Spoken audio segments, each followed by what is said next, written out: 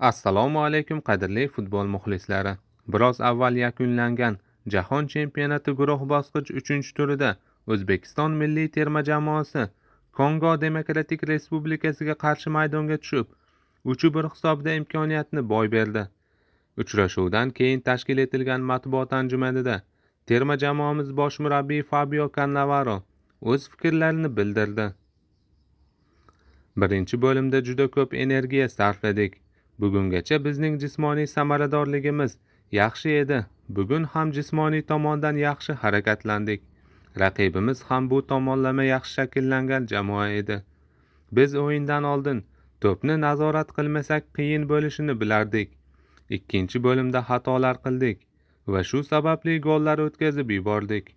Bugun birinchi taymni juda ham yaxshi boshladik. Ko'plab imkoniyatlarga ega bo'ldik. Ikkinchi bo'limda esa xatolar qila boshladik. Bu musobaqa men uchun ham, futbolchilar uchun ham katta tajriba bo'ldi. O'ylaymanki, bu kelajakda bizga katta motivatsiya beradi. Albatta, futbolchilar bilan juda ko'p muloqot qildim. Guruhimizda ham kuchli jamoalarga qarshi o'ynashimiz kerakligini bilardik. Lekin ushbu natijadan afsusdamiz. Bizlar xato qildik. Biroq men futbolchilardan umuman shikoyat qilmoqchi emasman. Ular qo'ldan kelgan hammasini qildi va men ular bilan faxrlanaman, dedi Fabio Cannavaro. Terma jamoamiz sardori Eldor Shomurodov esa matbuot anjumanida quyidagi fikrlarini bildirdi. Endi biz zaif tomonlarimizni ham bilamiz.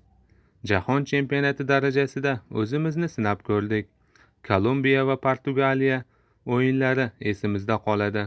Agar biz 0 ochko to'plagan ekanmiz, demak bu bizning o'rnimiz. Endi asosiysi o'sish. Muxlislarni xursand qila olmaganimiz uchun ulardan uzr so'rayman, dedi Eldor Shomurodov. Eslatib o'tamiz, O'zbekiston milliy terma jamoasi o'zi uchun tarixiy jahon chempionati K guruhida Kolumbiyaga 3-1, Portugaliyaga 5-0, Kongoga 3-1 hisobda imkoniyatni boy berib, guruhda so'nggi o'rinni egalladi.